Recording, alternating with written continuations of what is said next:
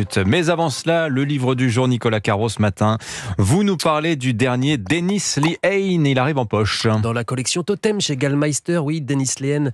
Vous savez, Dennis Lehane, moi je dis. L'auteur de Shutter Island ou Mystic River. Le Silence, son petit dernier, se passe à Boston, la ville fétiche de Dennis Lehane, là où il est né. Il avait 9 ans en 1974. L'histoire se déroule cette année-là. Pourquoi 74 ? Parce que c'est cet été-là qu'a commencé la déségrégation, en finir donc avec les quartiers peuplés de blancs à côté de quartiers peuplés uniquement de noirs. Et pour ça, un juge a décidé que pour la rentrée, chaque matin, un bus, vous savez les bus jaunes américains, un bus donc irait chercher les élèves noirs pour les emmener dans un collège du quartier blanc, et un autre irait chercher des élèves blancs pour l'emmener dans les collèges du quartier noir. Les élèves doivent être tirés au sort, et ça ne plaît pas du tout à Jules, la fille de notre héroïne, Marie-Pat. Marie-Pat est blanche, elle a une quarantaine d'années, elle est célibataire pour élever sa fille de 17 ans, elle a déjà perdu son fils Noël, victime de la drogue. Marie-Pat est aide-soignante, et elle habite donc avec Jules dans le quartier blanc irlandais. Et au début du roman, elle est dans son appartement crasseux avec une coupure d'électricité en plus, en train de rassurer Jules, puisqu'elle va aller tracter et manifester pour empêcher les transferts d'élèves. La page d'après, Marie-Pat se réveille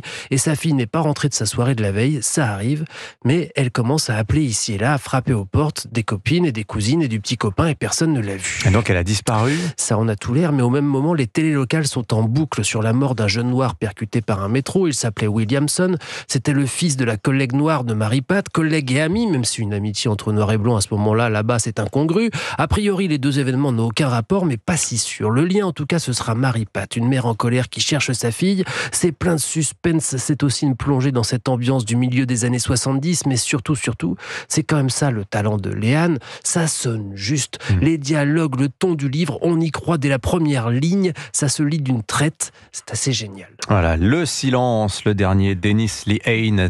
Lehane, oui, non, mais c'est bon. Moi, j'y arrive pas. En poche chez Lehane, Dennis Lehane. À la française. Denis, quoi. Appelons-le Denis, jusqu'au bout. Traduit par François, c'est chez Gallmeister. La série de la semaine à présent, Héloïse Goua. En Catalogne, avec une série, c'est parfait pour l'été, ça. Eh ben oui, c'est l'été, les vacances. Pour certains, on mérite bien de se détendre, de décompresser de l'année. Ah oui. Je vous parle donc d'une série ensoleillée qui fait du bien, La Terre des Femmes. C'est une fiction adaptée d'un best-seller espagnol. Et la comédienne Eva Longoria, qu'on connaît surtout pour son rôle de Gabrielle Solis dans Desperate Housewives, eh bien cette fois, elle produit et interprète le rôle principal de ce soap-opéra très chaleureux. Mais alors, qui incarne-t-elle cette fois, Eva Longoria ? Gala, c'est une riche new-yorkaise perchée sur des talons aiguilles, moulée dans des robes haute couture.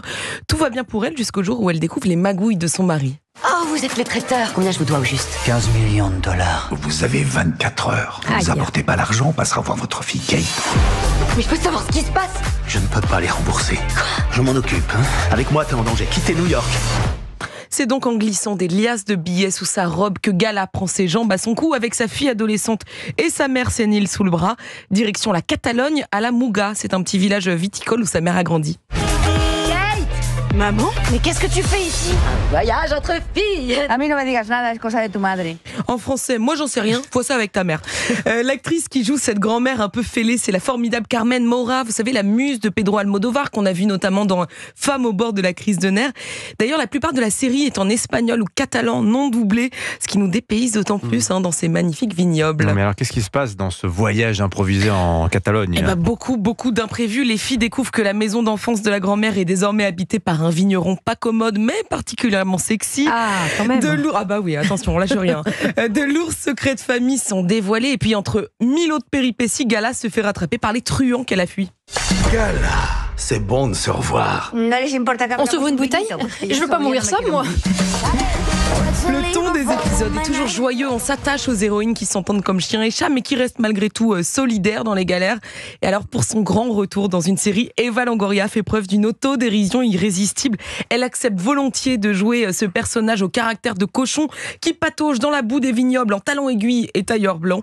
Alors comme elle, cette comédie ne se prend pas au sérieux et ça fonctionne parfaitement. C'est drôle, énergique, familial, convivial, absolument parfait pour attaquer les vacances de bonne humeur. Ouais, C'est bien elle ça. a aimé Héloïse Goua, J'ai adoré. en tout cas. Il va y Eva avoir Longoria, quoi. Et il va y avoir une histoire d'amour dans cette série? Eh ben, peut-être bien. Imagine.